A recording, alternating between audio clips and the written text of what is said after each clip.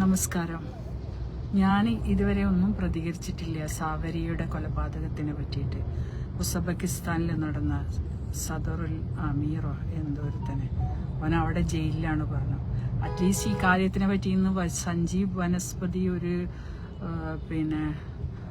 കാര്യം പറഞ്ഞിട്ടുണ്ട്. വിദേശത്ത് വെച്ച് നടന്ന കൊലപാതകത്തിന് നാട്ടിൽ കാര്യമില്ല, അപ്പോൾ അത് ക്രൈംബ്രാഞ്ചിന് വിടണം. അപ്പോൾ എനിക്ക് പറയാനുള്ള ക്രൈംബ്രാഞ്ചിന് വിട്ടിട്ട് കാര്യമില്ല. ഇതുപോലൊരു കേസിൽ ഞാൻ മുമ്പ് ഇടപെട്ടിട്ടുണ്ടായിരുന്നു, ഇന്നും അത് നടക്കുകയാണ്. ഹോം മിനിസ്ട്രി വരെ ഞാൻ എത്തിച്ചു. കേരള പോലീസ് ആ കേസ് പോലും എടുത്തിട്ടുണ്ടായില്ല. നിങ്ങളൊക്കെ ഓർത്ത് കാണും. റിഫ മെഹനു എന്നൊരു വ്ളോഗർ, കോഴിക്കോടത്തെ ആദ്യത്തെ ഏറ്റവും ഫേമസ് ആയ വ്ളോഗറാണ്. അതിൻ്റെ പിന്നിലൊരു വലിയ അജണ്ട ഉണ്ടായിട്ടുണ്ട്. അവൻ അറസ്റ്റ് ചെയ്തു. പോസ്റ്റ്മോർട്ടം പോലും ചെയ്യാതെ 24 മണിക്കൂറിനകം കോഴിക്കോട് എയർപോർട്ടിൽ റിഫ മെഹനുവിന്റെ മൃതദേഹം എത്തിച്ചു. എന്നിട്ട് അവര് അത് 1 മണിക്കൂറിനകം കബറടക്കണം എന്ന് പറഞ്ഞ് റോഡ് സൈഡിൽ വെച്ച് മൃതദേഹത്തിന്റെ പെട്ടി പൊട്ടിച്ച് വീട്ടിൽ കൊണ്ടുവന്നു. അങ്ങനെ ആ സമയത്താണ് ഞാനൊക്കെ അന്ന് അതിന് ഇറങ്ങിയത്. ആ സമയത്ത് പല വ്ളോഗേഴ്സും വന്നു അതിന് വേണ്ടിയിട്ട്. കാരണം ഈ അന്വേഷണം നേരെ വഴിക്ക് പോവാൻ തിരിച്ചുവിടാൻ വേണ്ടി പല വ്ളോഗേഴ്സും അതിൽ ഇടപെട്ടു. അതുകൊണ്ട് എന്തായി, കുടുംബം വിചാരിച്ചു ഇവരൊക്കെ ഇവരെ കൂടെ ഉണ്ട്. അന്നേ ഞാൻ 2.5 മാസത്തിന് ശേഷം ഞാൻ ആ കുടുംബത്തെ വിസിറ്റ് ചെയ്യുമ്പോൾ കേരളത്തിലെ ബാലുശ്ശേരി കാക്കൂര് പോലീസ് സ്റ്റേഷനിൽ ഈ കുട്ടി മരിച്ചതിന്റെ ഒരു രേഖകളും ഈ അച്ഛൻ്റെ അടുത്തുനിന്ന് ആ കുട്ടീൻ്റെ ബാപ്പൻ്റെ അടുത്തുനിന്ന് എടുത്ത് FIR ഇട്ടിട്ടില്ല. ഞാൻ ആ വീട്ടിൽ ചെന്ന് അവിടുന്ന് ഞാൻ SP-നെ വിളിച്ചു. അതിൻ്റെ മുമ്പേ ഞാനത് വനിതാ കമ്മീഷൻ, നാഷണൽ വനിതാ കമ്മീഷന് കൊടുത്ത കാര്യം ഉണ്ടായിരുന്നു. ആ രേഖകൾ വെച്ച് ഞാൻ SP-നെ വിളിച്ചു വടകര. അങ്ങനെ അത് എന്താണ്, ഞങ്ങൾക്ക് അതിൽ കാര്യമില്ല എന്നാണ് എന്നോട് കേരള പോലീസ് പറഞ്ഞത്. പക്ഷെ ഞാൻ പറഞ്ഞു കേരള പോലീസിന് കാര്യമില്ലായിരിക്കും, നാഷണൽ വനിതാ കമ്മീഷന്റെ ഒരു കേസിനെ നിങ്ങളും കൂടി ചാർജ് ചെയ്യും, നിങ്ങളൊന്നും ചെയ്യേണ്ട. അപ്പൊ ഈ സാവരിയന്റെ കേസും ഇങ്ങനെ തന്നെയാണ്. ഇപ്പൊ ഇത് നടന്നിട്ട് 4 വർഷമായി ഏകദേശം റിഫ മെഹനുവിന്റെ കേസ്. പക്ഷെ ഇന്നും ഞാൻ അന്ന് പറഞ്ഞത് നിങ്ങൾ ഫേസ്ബുക്കിൽ നോക്കിയാൽ 2-3 തവണ ഇതിനു വേണ്ടി വീഡിയോ ചെയ്ത ഒരാളാണ് ഞാൻ. അപ്പോൾ എല്ലാരും പറഞ്ഞുകൊണ്ടുണ്ടായിരുന്നു റിഫ മെഹനുവിനെ അവൻ കൊന്നതാണ്, അല്ലെ അവൾ ആത്മഹത്യയാക്കി. എന്തായാലും 3 മാസത്തിന് ശേഷം ആ പോസ്റ്റ്മോർട്ടം നടത്താനുള്ള ഓർഡർ ഞാൻ അതിന്റെ പിന്നിൽ നിന്ന് വന്നു. പക്ഷെ ഒരു കാര്യമില്ല, 2.5 മാസം 3 മാസം എംബാം ചെയ്ത ഒരു ബോഡി പോസ്റ്റ്മോർട്ടം നടത്തുക എന്ന് പറയുന്നത് വലിയ കാര്യമൊന്നുമല്ല. അപ്പൊ അതുകൊണ്ട് അതിലും ഒന്നും ഉണ്ടായില്ല എന്ന് പറഞ്ഞു. അത് ഞാൻ അത്രേ പ്രതീക്ഷിച്ചിട്ടുള്ളൂ. അപ്പോഴത്തേക്ക് എന്നെ തെറി വിളിക്കാൻ ഒരു മാഫിയ സംഘം, ഗോൾഡ് മാഫിയ, ഇന്ന് അതെല്ലാം സത്യമായി പുറത്തു വരുന്നുണ്ട്. ഇന്നും കേസ് ഞാൻ വിട്ടിട്ടില്ല. ഞാൻ അവിടുത്തെ DYSP-നെ എപ്പോഴും കണക്ട് ചെയ്യും. ഈ കേസ് അന്വേഷിച്ച താമരശ്ശേരി DYSP ആയിരുന്നു. അത് കഴിഞ്ഞ് അടുത്ത ആളിൽ പോയി.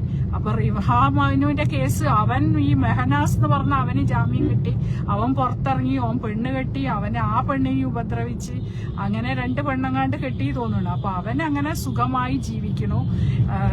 ഈ പെൺകുട്ടി കുറച്ച് ഒരു ഔട്ട്സ്റ്റാൻഡിങ് ആയിട്ട് ഒരു ചെറിയ പെൺകുട്ടി, 21 വയസ്സിലെ ഒരു കുട്ടിയുള്ള, ഒരു ആൺകുട്ടിയുള്ള ഒരു പെൺകുട്ടി, ജീവിതത്തിൽ ജീവിക്കാൻ വേണ്ടി നെട്ടോത്തത്തിന് ഓടിയതാ. വിദ്യാഭ്യാസമോ ലോകം കണ്ടിട്ടില്ലാത്ത ഒരു പെൺകുട്ടിനെ പലതിലും ഉൾപ്പെടുത്തി അവിടെ കൊണ്ടുപോയി.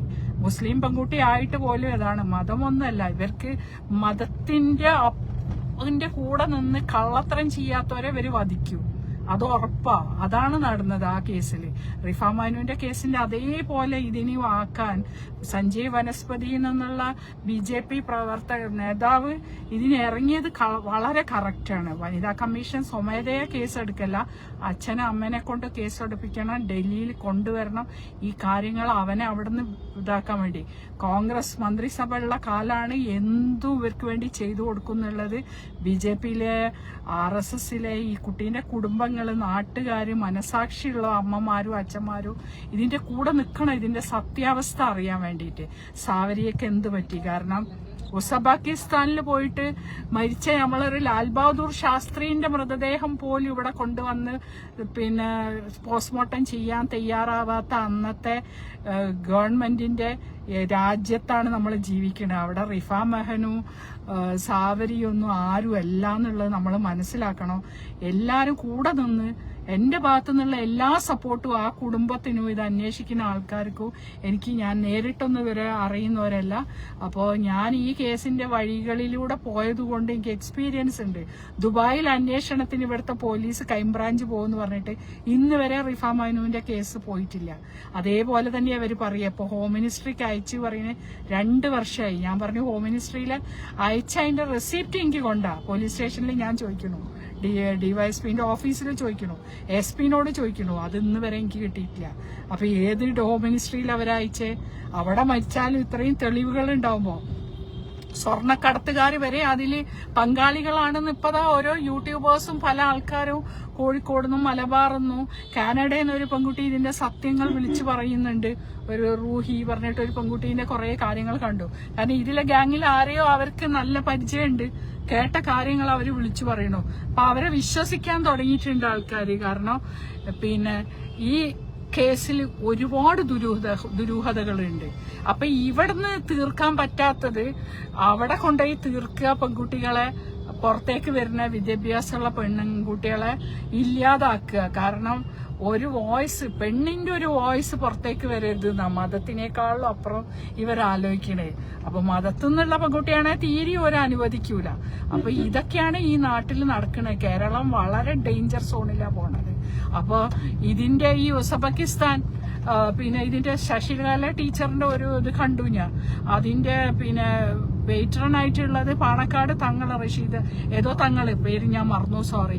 ഏത് തങ്ങളായാലും ഏത് സ്വാമിയായാലും ആരെയായാലും ഇതിന്റെ വെളിച്ചത്ത് കള്ളമായിട്ടുള്ള സ്ഥാപനങ്ങള് ഇവിടെ നടത്തിക്കൊണ്ട് പോവുക എന്നുള്ളത് വളരെ ദോഷം ചെയ്യണ കാര്യമാണ്.